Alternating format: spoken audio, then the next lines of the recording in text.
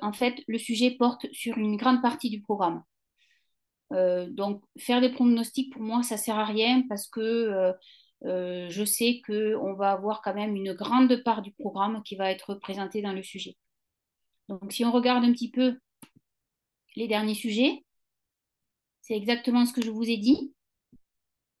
Donc là, vous voyez, il y a toujours une première partie qui porte sur le diagnostic financier. Donc là, 2023, on demandait de faire un bilan fonctionnel, un tableau de financement. Donc c'est très, très variable. Par contre, ce qu'on peut remarquer quand même, c'est que pratiquement tous les ans, il y a un tableau de flux. Donc soit un tableau de flux de trésorerie, soit un tableau de financement. Donc je suis désolée de vous dire ça. Je sais que vous avez beaucoup de soucis avec ces tableaux, mais on ne peut pas faire l'impasse sur les tableaux de flux. Parce que si on regarde statistiquement, ben, les tableaux reviennent quand même très, très régulièrement dans la partie 1 du dossier. Et ensuite, donc, en complément du tableau de flux, on trouvera, donc, en fonction des années, soit l'analyse du bilan, donc que ce soit le bilan fonctionnel ou le bilan financier, soit l'analyse du compte de résultat avec un calcul de CAF, un calcul de SIG. Voilà, donc ça porte quand même sur les principaux points abordés lors du diagnostic financier. Pour les autres parties, non. Alors, gros souci au niveau des tableaux de flux. C'est vrai que jusqu'à il y a encore 2-3 ans, on distinguait deux grands modèles de tableaux de flux.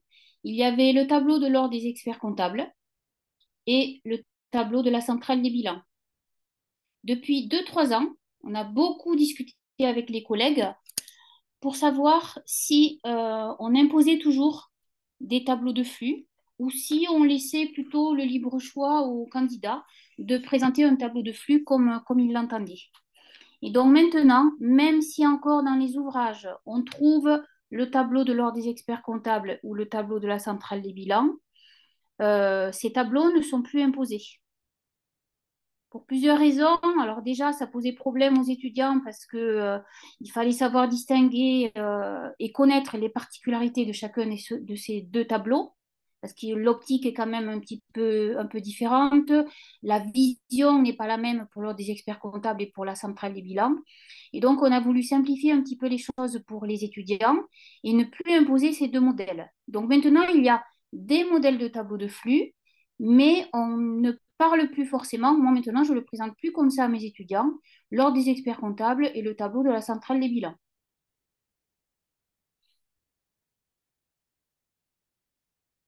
Ensuite, pour les parties 2 à 4, donc là, c'est ce que je vous ai dit, ça porte sur les autres parties du programme que je traite moi en deuxième partie de l'année.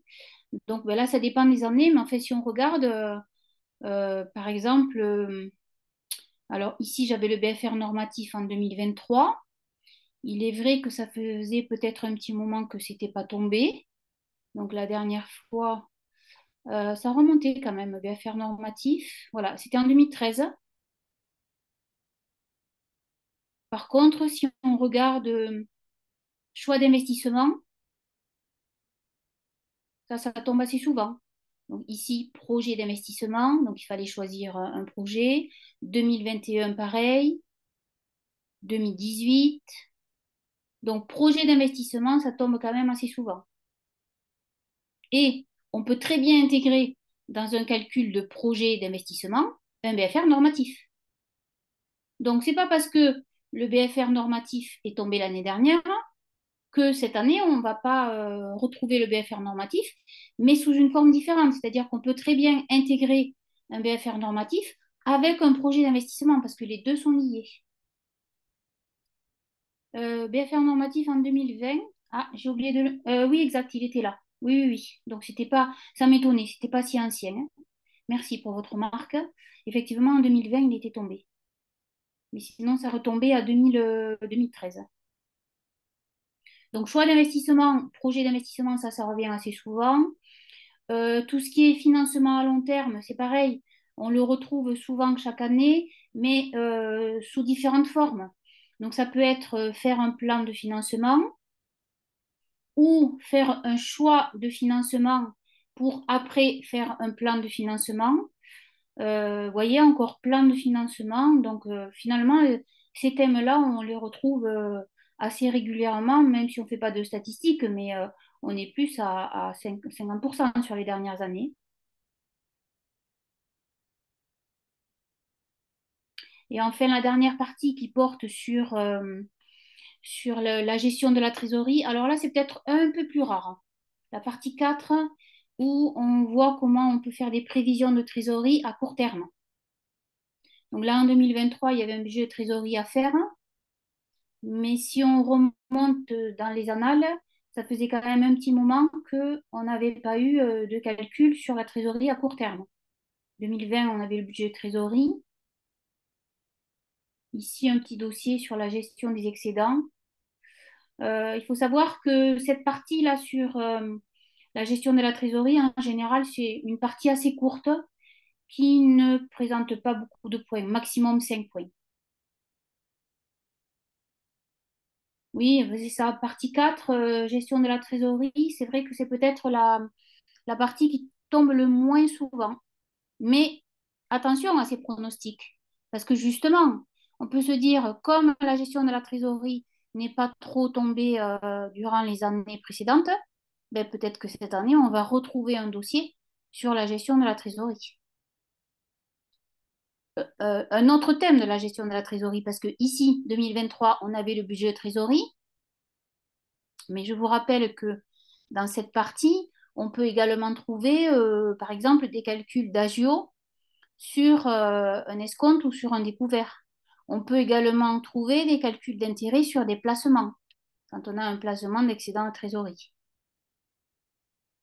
Donc, pour résumer, moi, je vous conseille de ne délaisser aucune partie parce qu'on voit quand même que le sujet porte sur différents chapitres que l'on aborde durant l'année.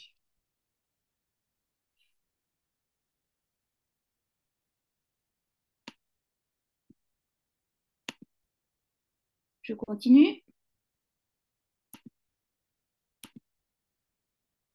Donc là, je vais essayer de vous donner quelques conseils pour vous préparer au mieux à cette épreuve.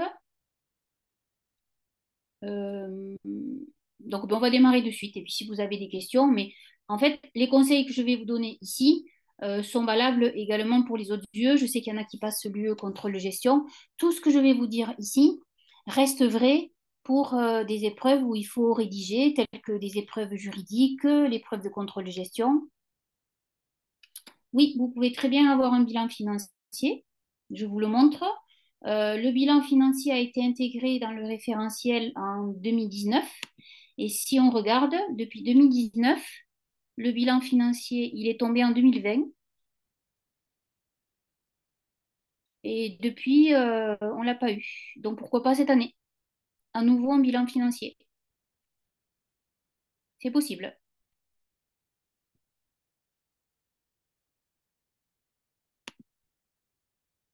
Donc conseil pour bien aborder cette épreuve. Déjà, en amont, avant l'épreuve, donc là, vous êtes en train de réviser, vous êtes dans vos révisions intensives. Je vous conseille de ne pas apprendre par cœur. Moi, c'est ce que je dis à mes étudiants. Quand on apprend par cœur, ça veut dire qu'on n'a pas forcément compris ce que l'on apprend. Donc, ce n'est pas le fait d'apprendre par cœur, mais c'est le fait de comprendre les mécanismes essentiels que l'on voit dans cette épreuve, dans cette UE finance. Alors, parfois, c'est vrai, on peut apprendre par cœur certains ratios, certaines formules, mais quand même, de manière générale, apprendre par cœur ne va pas vous permettre de réussir cette épreuve. Parce que c'est ce que je vous ai dit. Ce qui prime, c'est l'analyse. Et si on apprend par cœur sans comprendre ce que l'on apprend, ben, on ne va pas pouvoir faire d'analyse derrière. C'est pas possible. Ensuite, au sujet de vos révisions, je vous conseille, mais ça je vous l'ai dit juste avant, de revoir tout le programme. Donc, si vous avez le temps, ne faites aucune impasse. Même des petits chapitres qui vous semblent assez minimes, il vaut mieux quand même essayer de le revoir Alors, les cours et les exercices, si possible, hein, parce que, on l'a bien vu, le sujet peut porter sur tous les chapitres de ce programme. Autant dans certains lieux, on se rend compte, ben, par exemple, je vous parle du contrôle de gestion, puisque je connais, hein, qu'il y a des parties qui ne tombent jamais ou pratiquement jamais. Là, c'est un peu frustrant pour les étudiants qui ont travaillé tout le cours. Autant en finance, je sais que le sujet va quand même traiter la majeure partie du programme. Donc, pas d'impasse. Si vous pouvez, ne faites pas d'impasse. Et pour réviser, alors il y a plusieurs méthodes de réviser. Pour réviser avec plusieurs supports, donc bien sûr les cours que vous avez pu avoir, donc que ce soit avec Fishben, que ce soit avec des ouvrages, que ce soit avec des fiches de révision que vous avez pu récupérer à droite à gauche. Donc là, chacun sa méthode. Mais pour réviser, il vous faut quand même revoir toutes les notions de cours que vous avez pu récupérer. De plus, pour moi, réviser un cours sans faire d'exercice, pour moi, ça n'apporte rien. La seule façon de savoir si on a compris des notions, c'est de faire des exercices. Alors certes, certains sont peut-être pris un peu par le temps, surtout pour ceux qui prennent des cours du soir et qui n'ont pas la chance d'avoir des cours en présentiel avec un enseignant.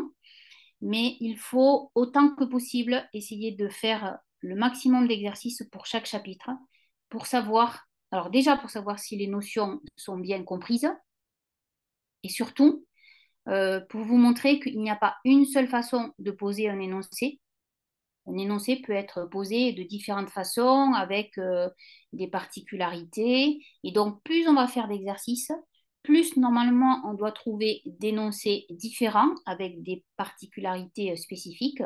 Et c'est ce qui vous permettra d'aborder toutes les spécificités de ce cours de finance. Donc, essayez de faire le maximum d'exercices avant l'épreuve pour bien assimiler toutes les notions du cours. Alors, en particulier pour les candidats qui sont passés par Fishben, je vous conseille de refaire tranquillement les 4 sujets que j'avais proposés. Donc, moi, c'est la première année que j'interviens pour Fishben. Il m'a été demandé d'aider les candidats à préparer l'épreuve en faisant des révisions intensives. Et donc, ce que nous avons fait, je leur ai proposé 4 sujets inédits, donc des sujets que je leur ai envoyés en amont. Ils ont réfléchi sur les sujets, donc ils ont essayé de faire les sujets dans les conditions de l'examen. Et ensuite, en visio, je corrigeais ces sujets avec les étudiants. Et donc, ça leur permettait en temps réel de me poser des questions sur le sujet qu'ils avaient travaillé chez eux. Et puis, en même temps, j'en profitais pour faire des rappels de cours. Donc, c'est-à-dire que je débordais un petit peu sur les sujets que j'avais proposés. Et chaque fois que je pouvais, je faisais des rappels de cours. Donc, c'était des sujets type examen, prévus pour une durée de 3 heures. Donc, pour ceux qui n'ont pas eu encore le temps de faire ces sujets, moi, je vous conseille là de profiter des derniers jours pour les faire. Alors, si vous n'avez pas le temps, c'est dommage, ne faites pas les 4, mais pour chaque sujet en tête, je mettais les thèmes qui étaient abordés et essayez de faire quand même quelques sujets pour lesquels vous savez que vous avez des lacunes dans tel ou tel chapitre. Donc, l'intérêt de ces 4 sujets, c'est qu'ils couvraient la totalité du programme de l'UE6. Donc, ça veut dire que si on fait le calcul, 4 fois 3 heures, en 12 heures, si vous faites correctement ces sujets, ben, vous avez revu tout le programme.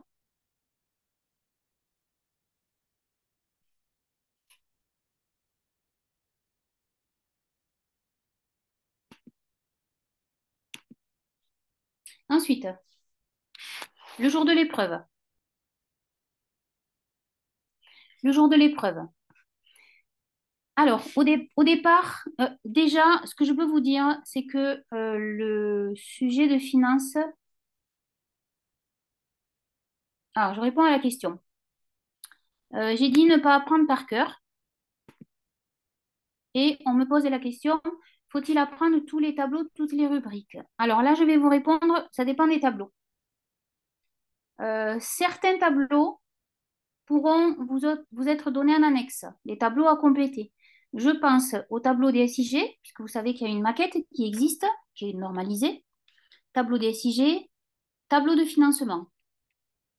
Ce sont les deux tableaux qui sont des tableaux normalisés et qu'on peut vous donner en annexe, donc vierge, pour ensuite les compléter.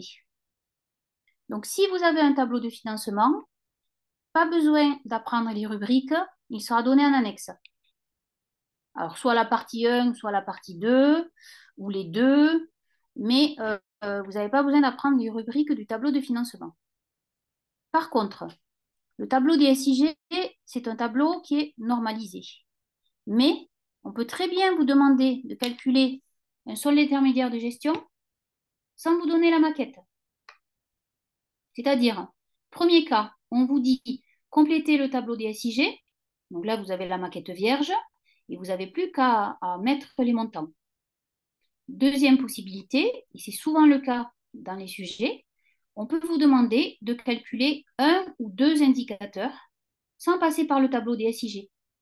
Donc très souvent, on vous demande de calculer la valeur ajoutée, de calculer le BE, mais on ne vous donne pas la maquette des SIG. Donc, pour répondre à votre question, en particulier pour les SIG, vous êtes obligé de connaître les formules. Comment je calcule une valeur ajoutée, comment je calcule un EBE, parce qu'on n'est pas obligé de vous donner le tableau. Ensuite, autre tableau, les tableaux de flux. Comme je vous ai dit tout à l'heure qu'il n'y a plus... Alors, je vais répondre pour le bilan financier. Je continue sur les tableaux de flux. Comme je vous ai dit tout à l'heure qu'il n'y a plus deux modèles proposés pour les tableaux de flux, en fait, il y a plusieurs modèles de tableaux de flux. Là, plusieurs possibilités. On peut vous demander de calculer un seul solde du tableau de flux, par exemple le solde. D'ailleurs, c'était le cas dans un sujet, je ne me rappelle plus quand, il y a 2-3 ans. On demandait dans le sujet de calculer juste la trésorerie qui provenait du cycle investissement. Et là, on ne vous donnait pas le tableau de flux. Il fallait juste retrouver dans le sujet tous les encaissements et tous les décaissements qui étaient liés aux immobilisations. Donc pour les tableaux de flux, généralement quand même, on vous donnera un modèle de tableau de flux, sachant qu'il existe plusieurs modèles, mais on peut très bien vous demander de calculer un flux de trésorerie sans vous donner la maquette du tableau. Donc là encore, ça veut dire qu'il faut savoir calculer une trésorerie en faisant des encaissements moins des décaissements. Donc, je sais que je ne vous donne pas forcément la réponse qui vous plaît, puisque la question était faut-il apprendre tous les tableaux? Mais il faut quand même connaître le contenu des tableaux parce qu'on n'est pas obligé systématiquement de vous donner une maquette à compléter en annexe. Je reviens au bilan fonctionnel et au bilan financier. Alors là, on ne vous donnera jamais la maquette. À mon avis, vous devez être capable de construire un bilan fonctionnel et un bilan financier, donc de le tracer sur la copie, sans avoir une annexe à compléter. Le bilan fonctionnel, ben, c'était l'année dernière, hein. Il n'y avait pas de maquette, hein. Il a fallu construire le bilan fonctionnel sur la copie. Alors c'est long, on a été surpris, c'est long, mais ça peut arriver. Oui, pour ceux qui ont la possibilité de refaire les annales, effectivement, vous pouvez reprendre les 4 dernières. On va voir si on reprend les 4 dernières, on les a ici, hein. Elles couvrent, donc là, on a le diagnostic financier depuis 2020. Et en fait, on a tout. On a bilan fonctionnel, bilan financier, on a les SIG et les ratios, la CAF, on a un tableau de flux de trésorerie, un tableau de financement. Donc déjà, pour le diagnostic financier, si vous faites les 4 derniers sujets, vous avez revu toute la partie 1 là. Ensuite, on a donc choix d'investissement, BFR normatif, donc ça c'est la partie 2 du programme. Donc c'est bon, c'est couvert aussi. Partie 3, on a plein de choses sur la partie 3. On a le plan de financement, le coût du capital, le choix de financement, le plan de finance, non, pardon, 2020. Donc, la partie 3 est bien représentée également concernant le financement dans les 4 derniers sujets. Et la partie 4 aussi, parce qu'on a un budget de trésorerie ici. Enfin, on a 2 fois le budget de trésorerie. Ce qui manque peut-être, c'est le calcul des agios sur escompte et découvert. Je ne le vois pas là. Mais sinon, en refaisant les 4 derniers sujets, ça sera un très bon entraînement puisque ça couvre à peu près tout le programme de finance. Pourquoi pas? Ça peut être une solution. Et pourquoi après 2020? Eh bien parce que c'est depuis le sujet 2020 qu'on répond plus aux exigences suite à la réforme de 2019, où on insiste beaucoup, encore plus, sur l'analyse. C'est-à-dire qu'on a mis un peu moins de poids sur les questions calculatoires et par contre, on valorise davantage les questions rédactionnelles. Donc oui, moi je vous conseille de refaire les annales, là, les 4 derniers sujets, ou les 4 sujets de fiche Ben pour ceux qui ont la chance de les avoir.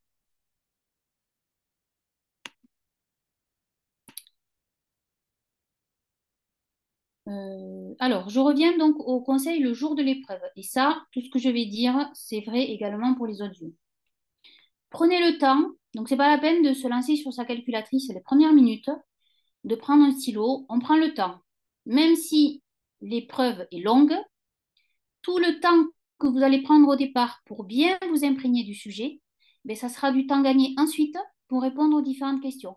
Donc vous allez peut-être avoir l'impression de perdre du temps à lire le sujet qui peut faire facilement 8-9 pages avec les annexes, mais c'est obligatoire de passer par cette étape-là. Je vais vous dire pourquoi. Donc, on peut consacrer à peu près 10 minutes à lire tout le sujet, c'est-à-dire ben, déjà regarder l'entête des dossiers pour savoir quels sont les thèmes abordés dans chacun des dossiers. Et ensuite, il faut également lire les annexes. Ça, c'est très important. Combien de fois, moi, je me rends compte que les étudiants n'ont pas lu les annexes. Et forcément, si on ne lit pas les annexes, à un moment donné, il va nous manquer des informations pour répondre aux questions. Donc, bon, là, c'est une idée. Après, chacun fait comme il veut. J'ai mis environ 10 minutes pour prendre connaissance de la totalité du sujet. Et donc, cette lecture attentive va me permettre, d'une part, de bien comprendre le contexte dans lequel je suis. C'est-à-dire que je ne peux pas me lancer dans des calculs ou dans des réponses à des questions quelconques sans savoir dans quelle entreprise je suis. Est-ce que c'est une entreprise commerciale? Est-ce que c'est une entreprise industrielle? Rien que ça va avoir un impact sur la suite parce que si je suis dans une entreprise commerciale, à aucun moment je vais parler de production dans mes commentaires. Donc, dès le départ, on vous présente la société. Alors parfois, ça peut être long. Il y a des sujets où ça prend presque une page, la présentation de la société. Mais il ne faut pas faire l'impasse dessus. Parce que déjà, dans cette première page où on vous présente la société, vous allez trouver des éléments de réponse qui vous aideront ensuite pour rédiger vos réponses. Et deuxièmement, pourquoi cette lecture attentive du sujet dans sa globalité? C'est pour comprendre la problématique. Si on vous donne un sujet de finance, c'est que on a le dirigeant, le directeur financier, qui, à un moment donné, a un problème, une problématique. Peut-être qu'il veut faire un nouvel investissement, peut-être qu'il veut faire des placements. Voilà, donc différentes problématiques liées aux éléments financiers. Et il faut bien avoir en tête cette problématique posée, puisque ensuite, ça va également vous servir pour faire des réponses appropriées, adaptées à ce sujet. Je vais en reparler. Ensuite, une fois que vous avez bien lu le sujet, vous pouvez prendre n'importe quel dossier. Puisque je vous ai dit, chaque dossier est indépendant l'un de l'autre. Donc, si vous pensez que le dossier 1 peut vous poser problème, pourquoi pas démarrer par le dossier 2, par le dossier 3. Là, vous faites comme vous voulez. Les dossiers sont vraiment indépendants. Et ensuite, quel que soit le dossier, il y a quand même des consignes à respecter. Il faut toujours bien lire la question posée. Alors ça paraît basique comme consigne, mais je me rends compte qu'il y a des étudiants qui ne lisent pas bien la question. Et si on n'a pas bien lu la question, ben forcément, on peut répondre à côté. On peut faire du hors-sujet. En particulier, il faut toujours faire attention aux verbes qui sont utilisés dans la question. Et il y a maintes façons de poser une question. On peut, par exemple, vous demander d'expliquer ou seulement de citer, calculer, interpréter. Donc, les mots, je peux vous assurer, pour avoir participé au choix du sujet, on peut passer parfois 5 minutes sur quel est le verbe que l'on va employer dans la question. Parce que, en fonction du verbe que l'on a mis, ben, la réponse attendue ne sera pas forcément la même. Je prends ces deux termes-là, expliquer et citer. Si on vous demande de citer, ben, c'est-à-dire que là, on attend une liste, alors je ne sais pas, un exemple type de question. Citer des moyens de financement à long terme. Ben là, vous listez, donc vous dites, alors bien sûr en rédigeant, hein, on ne fait jamais une réponse sous forme de tiré, on fait quand même une phrase. Sujet, verbe, complément. C'est le minimum quand on rédige. Mais ça peut aller très vite, c'est-à-dire que citer des moyens de financement, par exemple, j'aurais une phrase du type les moyens de financement à long terme possibles sont l'emprunt, l'augmentation de capital, le crédit bail. Et là, j'ai répondu, j'ai cité, c'est tout ce qu'on me demandait. Par contre, si on me demande expliquer ce qu'est le BE, expliquer. Ah oui, alors, justement, ce type de question, expliquer ce qu'est le BE. Il ne suffit pas de dire le BE, c'est l'excédent brut d'exploitation. Expliquer, ça veut dire qu'est-ce que c'est l'excédent brut d'exploitation. Et donc là, il faut un petit peu reprendre ce que vous avez appris en cours. Donc vous pouvez dire comment on calcule le BE, qu'est-ce qu'il représente. Donc c'est un indicateur qui permet d'analyser la performance économique et commerciale d'une entreprise. Donc c'est ça, expliquer. Je ne me contente pas de donner quelques idées. Je montre que j'ai des connaissances.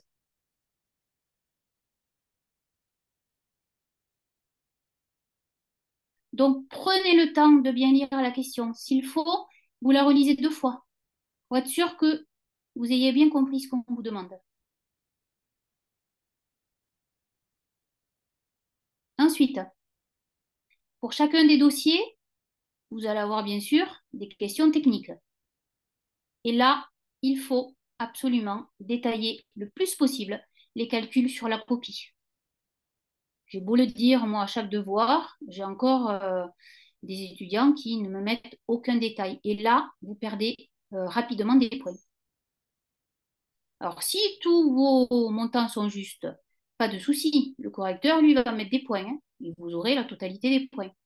Par contre, si vous avez des montants qui sont faux, on ne met pas systématiquement zéro. Sinon, on aurait malheureusement des notes très basses. Donc, plutôt que de mettre zéro, on essaie de comprendre le raisonnement de l'étudiant et il y a certainement des choses qui sont justes dans son raisonnement.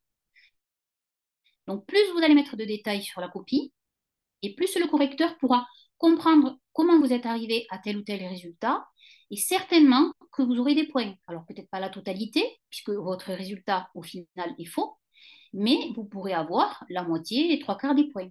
Parce que nous, notre grille d'évaluation est faite avec quand même des niveaux, enfin, je ne vais pas parler de points, de barème, parce qu'on note plus forcément comme ça maintenant, mais quand on a des questions calculatoires, on a quand même encore un barème qui reste assez précis, qui est assez décortiqué.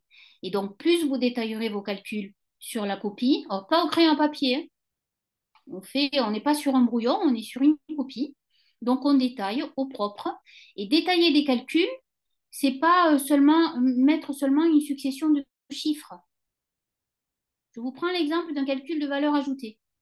On vous demande de calculer la valeur ajoutée. non seulement vous allez détailler le calcul sur la copie, donc mettre des chiffres bien sûr, mais ce qu'il faut, c'est en face de chaque chiffre, mettre un intitulé. Donc par exemple, vente de marchandises 100 000, j'enlève les achats de marchandises 50 000, c'est ça détaillé. Donc c'est des montants, mais également pour chaque montant, mettre un libellé. Alors vous pouvez mettre des abréviations hein, pour gagner un peu de temps, mais il faut expliquer au maximum les calculs que vous faites sur la copie.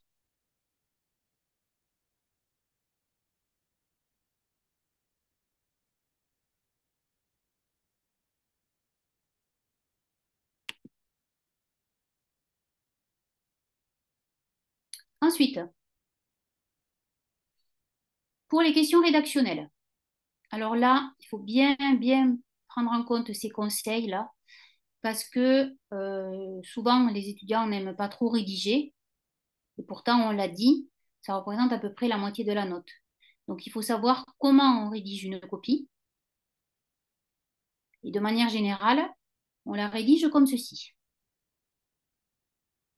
Donc, quelle que soit la question, il faut toujours apprendre à bien structurer une réponse. C'est-à-dire, c'est pas un brouillon, ça part pas dans tous les sens. Il faut quand même qu'il y ait un fil directeur, que la réponse soit structurée. Alors, vous n'avez pas forcément le temps de faire un brouillon pour toutes les questions rédactionnelles, mais avant de vous lancer dans la rédaction, moi, je vous conseille de réfléchir un petit peu, ne serait-ce qu'une petite minute, hein, sur qu'est-ce que je vais écrire sur la copie et comment je vais développer mes idées. Mais il faut vraiment que ce soit structuré. Alors, pour tout ce qui est question d'analyse, donc ce que j'appelle question d'analyse, pour la partie 1, c'est très souvent la dernière question où on vous demande, une fois que vous avez fait donc, vos calculs de bilan, de ratio, etc., de faire un diagnostic. Donc la dernière question du dossier 1, ça sera souvent faire un diagnostic financier. Et là, on vous aiguillera dans la question. On vous dira faire un diagnostic sur la trésorerie de l'entreprise, sur l'évolution de son activité, sur les risques. Donc déjà dans la question, on va vous orienter. Parce que faire un diagnostic financier, dans la vie courante, ça peut prendre des pages et des pages si on veut aborder tous les points, que ce soit euh, activité, profitabilité, risque. Bon, à l'examen, on n'a pas le temps. Donc, il faut vraiment cibler la question. Et c'est dans la question ou dans la problématique au départ, dans le début du sujet, que vous allez trouver les points, les thèmes sur lesquels vous devez insister dans votre diagnostic. Et dans ce diagnostic, donc pour toute question d'analyse, il faut garder ce plan-là. C'est-à-dire, on fait un constat. Par exemple, je dis ma valeur ajoutée a augmenté entre 2022 et 2023. Donc ça, c'est mon constat. Ensuite, j'analyse. Donc, il ne suffit pas de dire la valeur ajoutée a augmenté, il faut expliquer pourquoi. Et c'est là que vous allez vous aider du contexte. Donc, pourquoi la valeur ajoutée a augmenté dans cette entreprise que vous étudiez à ce moment-là? Et certainement qu'il y a des éléments de réponse dans l'énoncé ou dans le compte de résultat. Et donc, il faut aller regarder en détail les annexes pour essayer d'expliquer le constat que vous avez fait juste au-dessus. Et enfin, dernier point, on peut faire des recommandations. Par exemple, si on se rend compte que le résultat de l'entreprise a baissé depuis l'année dernière, on peut essayer de faire des préconisations pour essayer d'améliorer les choses l'année suivante. Alors, je regarde la question.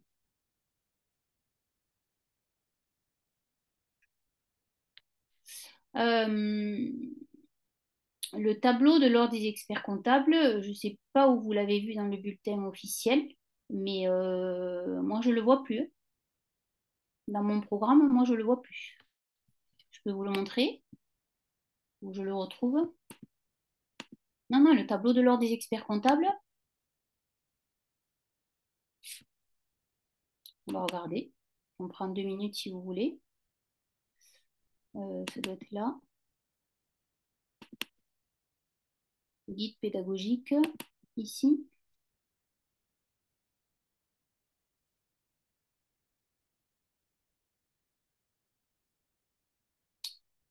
Alors, tableau de flux.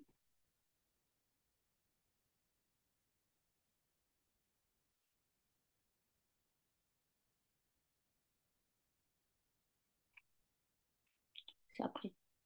Oui, pardon, c'est après. Voilà, c'est ici.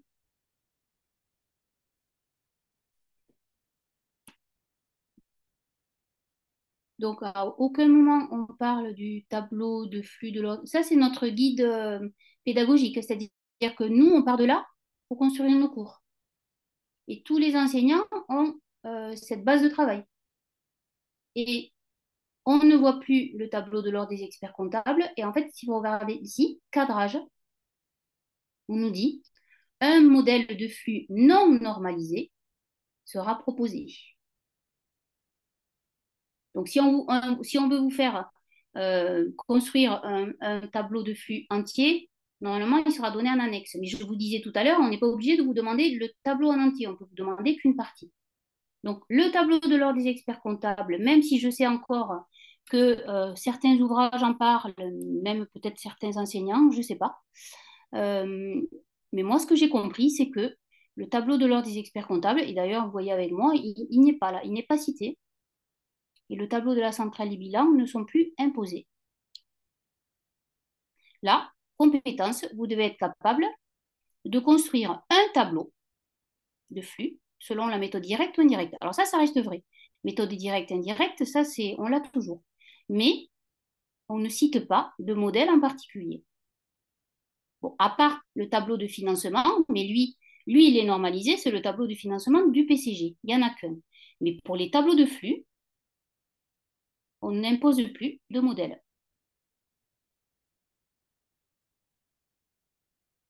Et donc, j'espère quand même que on ne va pas avoir un modèle de l'ordre des experts comptables, par exemple, parce que ce n'est plus directement au programme. Mais on a longuement discuté sur ces points-là et je pense qu'on n'est toujours pas d'accord. Chacun interprète un peu à sa façon le guide pédagogique. Moi, je l'ai compris comme ça. Il n'y a plus de tableau normalisé imposé. Euh, voilà, donc je vous disais, pour toutes les questions d'analyse, il faut essayer de respecter ce plan. On fait un constat, on analyse et éventuellement on fait des recommandations. Et ce point est lié, les deux sont liés là. Dans l'analyse, il ne faut pas que ce soit une analyse classique. Enfin, je dirais, certains étudiants pourraient se dire, bon, mais je prends un exemple d'exercice, j'apprends par cœur les commentaires et je les ressors le jour de l'examen. Bon, en changeant quelques mots, favorable à la place de défavorable, mais c'est pas ça.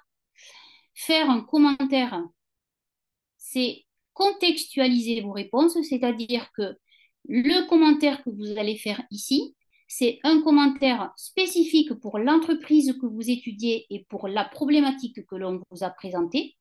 Et donc, ce commentaire que vous faites sur la copie pour cette société-là ne serait certainement pas le même pour une autre société. C'est ça, contextualiser.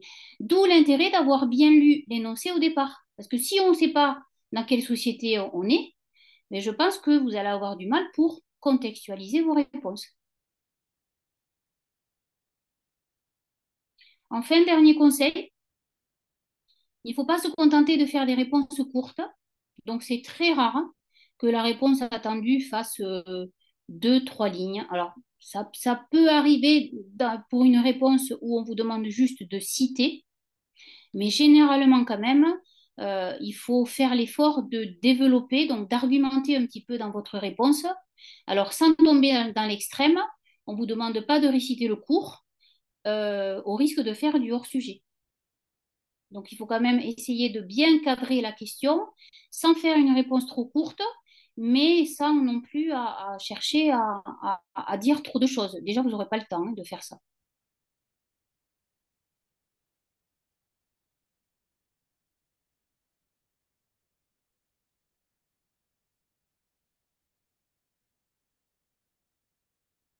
Pour les tableaux de flux, là, on a simplifié. euh, enfin, moi, du moins, j'ai simplifié, toujours pareil, hein, par rapport à ce que j'ai compris du guide pédagogique. Dans les tableaux de flux, toutes mes variations d'actifs, je les fais avec des montants bruts. En fait, il y avait un tableau dans lequel on faisait des variations avec les montants nets, c'était le tableau de la centrale des bilans. Or, comme maintenant, on n'impose plus ce modèle, ben, dans la plupart des tableaux de flux, on raisonne avec les valeurs brutes de l'actif. Et donc, le seul moment où on raisonne avec des valeurs nettes, c'est pour faire un bilan financier. Sinon, chaque fois, on raisonne avec des montants bruts. Ça, je ne sais pas. Je ne sais pas du tout si le BFR normatif étant tombé l'année dernière, est-ce que cette année il va retomber? Je ne sais pas. Alors, éviter les pronostics de ce genre-là. Je sais que les étudiants, ils sont friands de ça. Se dire que si le BFR normatif est tombé l'année dernière, ça ne va pas retomber cette année. C'est pas certain.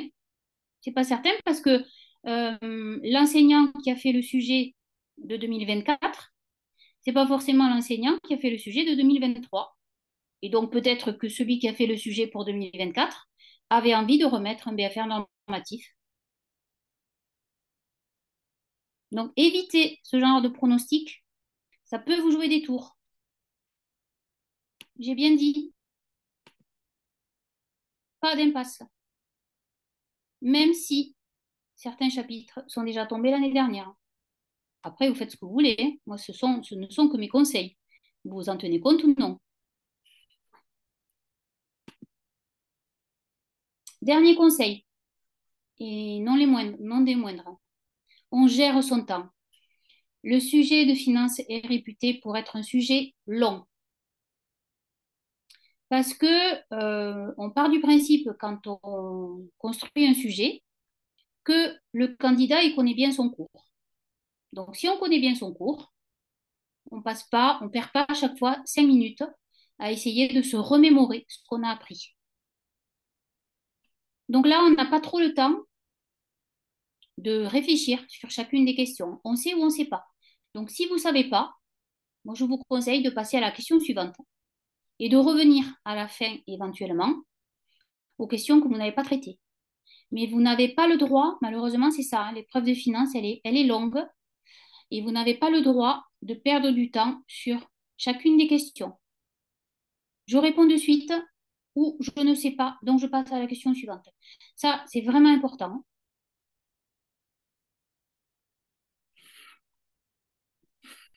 Dans le sujet donc je réponds à une question.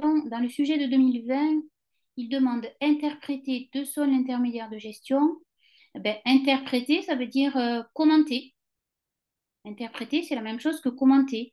Donc, par exemple, commenter une valeur ajoutée, c'est dire ce que représente la valeur ajoutée, c'est voir si elle a augmenté depuis l'année dernière, si notre valeur ajoutée est meilleure que celle du secteur. C'est ça, interpréter. Interpréter, ça veut dire commenter. Commenter, analyser aussi. La variation pour le...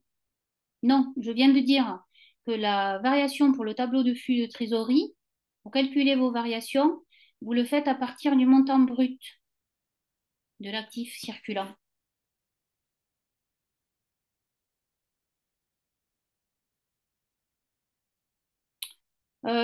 Est-ce que vous pouvez faire les questions dans le désordre, dans un dossier? Euh, Pas toujours, pas toujours. Autant vous pouvez prendre n'importe quel dossier dans l'ordre que vous voulez, autant quand vous avez démarré un dossier, je vous conseille quand même de traiter les questions dans l'ordre dans lequel elles sont. Parce que généralement, il y a quand même une suite logique dans le questionnement. Donc, il vaut mieux, à l'intérieur d'un dossier, respecter l'ordre des questions. Et ce que j'ai oublié de vous dire aussi, notez bien le numéro de la question chaque fois. Donc, je réponds à la question 1, je note question 1 sur la copie.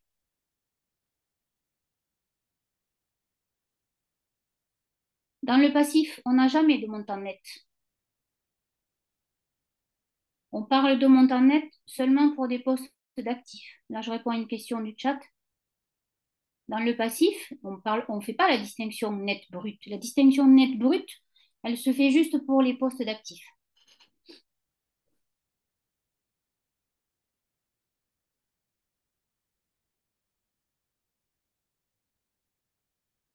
Que doit-on comprendre, que doit comprendre la conclusion d'un diagnostic si on fait le schéma constat, analyse, recommandation? Ben là, ça dépend de la question posée. Si par exemple, dans votre diagnostic, on vous demande d'analyser plus particulièrement la variation de la trésorerie, ben, constat, vous allez commencer à dire que votre trésorerie a augmenté ou baissé. Ensuite, analyse, vous allez dire pourquoi elle a augmenté et pourquoi elle a baissé. Donc, voir si l'entreprise a réalisé des emprunts, est-ce qu'elle a investi. Donc, il y a plein de choses à voir là dans le sujet. Et ensuite, recommandation, c'est proposer par exemple des solutions pour la suite pour que l'entreprise puisse éviter que sa trésorerie continue de baisser. C'est un exemple parmi tant d'autres de diagnostics que l'on pourrait faire.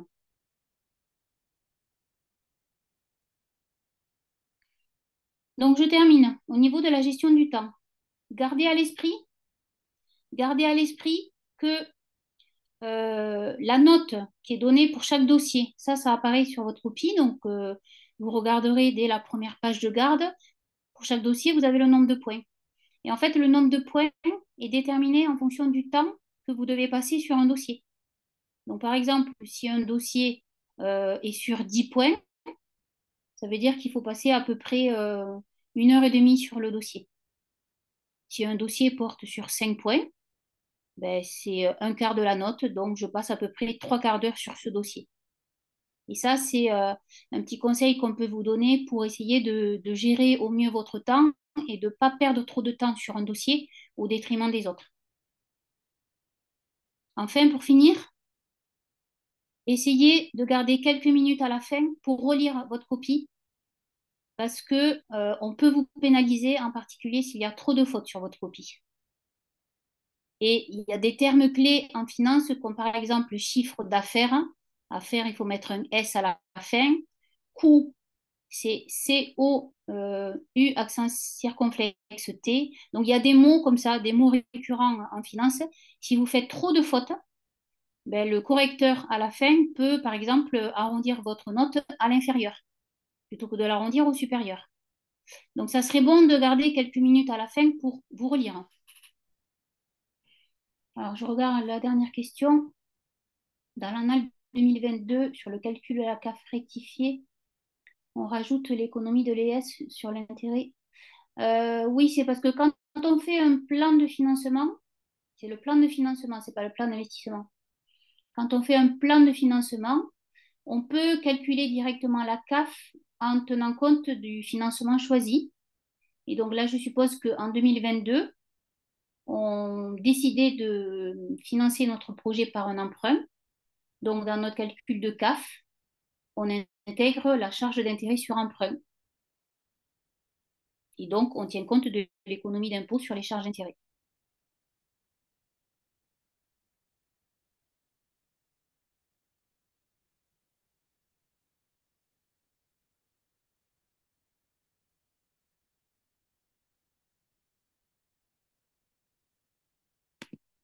Pour finir, les résultats du DCG vont paraître après le 10, puisque le jury se réunit le 10 juillet. Donc, je pense que normalement, les résultats, c'est à J+2, donc à partir du 12 juillet. À voir.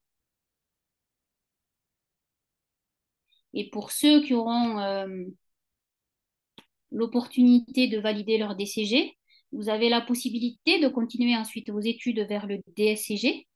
Et Fishben, donc organisme de formation, vous propose, comme ils le font là pour le DCG, vous propose de vous préparer de manière plus ou moins intensive aux épreuves du DSCG. De même que certains l'ont fait pour se préparer au DCG.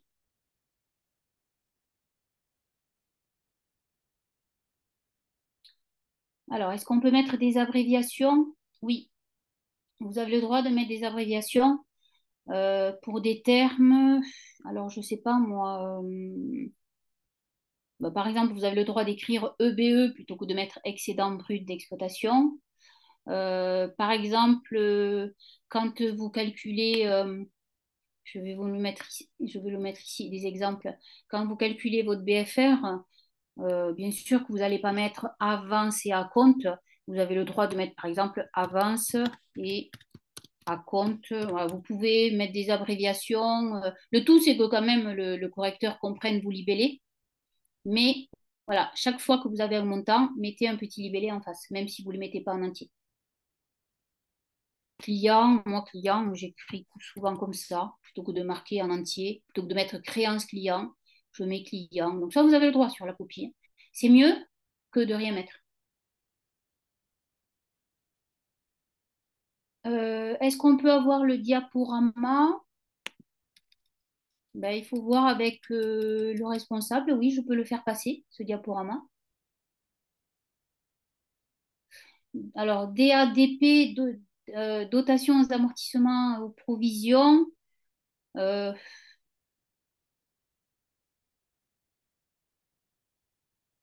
à éviter, à éviter.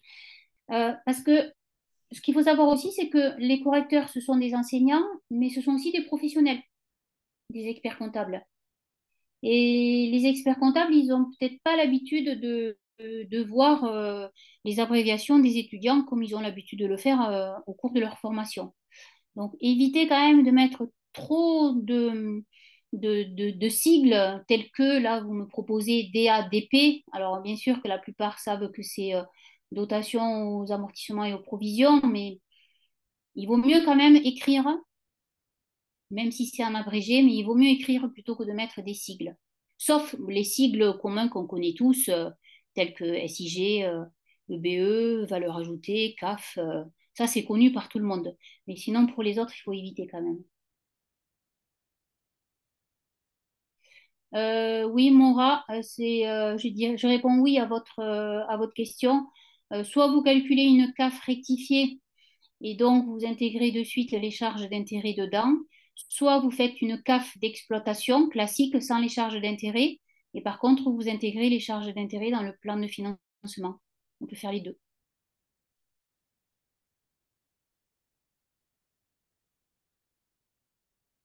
Quand on fait des prévisions, on peut arrondir. Alors, pour arrondir, très souvent, c'est le sujet qui vous précise d'arrondir ou non vos montants.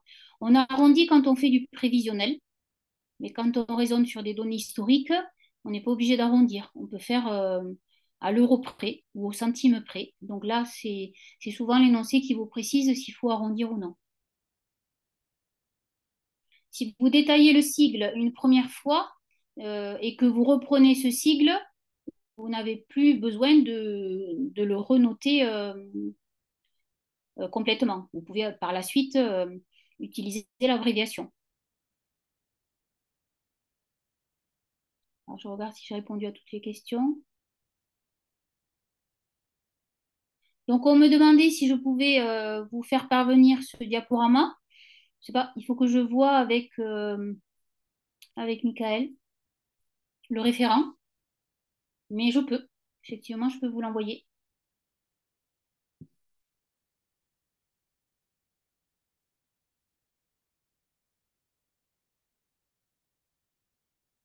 D'accord.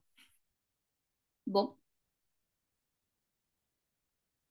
j'espère avoir répondu à vos questions sur le fond, sur la forme, sur la gestion du temps. Bon, un conseil, ne stressez pas, c'est facile à dire. Le stress peut vite faire perdre ses moyens. Donc, si vous êtes bien préparé en amont, il n'y a pas de raison. On ne vous demande pas d'avoir non plus 16-17, c'est pas ce qu'on attend de vous, hein. Le tout, c'est de valider l'épreuve ou éventuellement de compenser avec d'autres épreuves. Donc, faites le maximum en fonction de ce que vous savez faire, hein, et normalement, ça devrait bien se passer. Ajout sur découvert, on me demande. je sais plus, le sujet 2015. C'est un sujet un peu ancien, mais ça n'a pas changé. Depuis 2015, les agios sur découvert se calculent toujours de la même façon. Donc, vous pouvez travailler le sujet 2015 pour les agios sur découvert.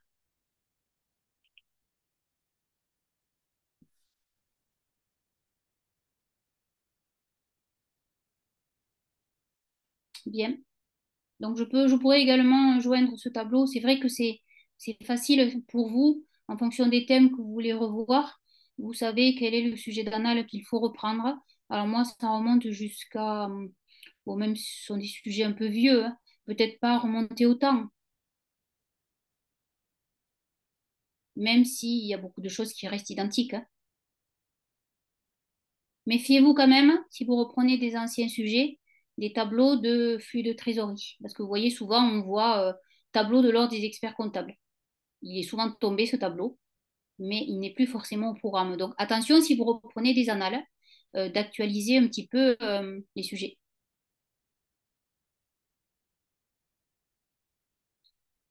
Pour les écarts types, oh, c'est très rare que ça tombe, l'écart type, que je me souvienne.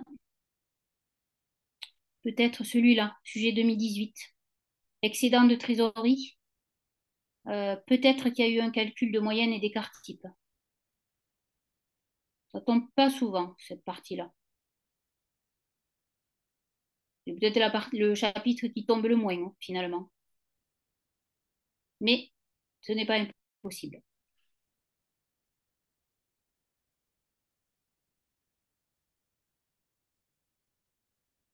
Bon, je vous souhaite bon courage pour la suite.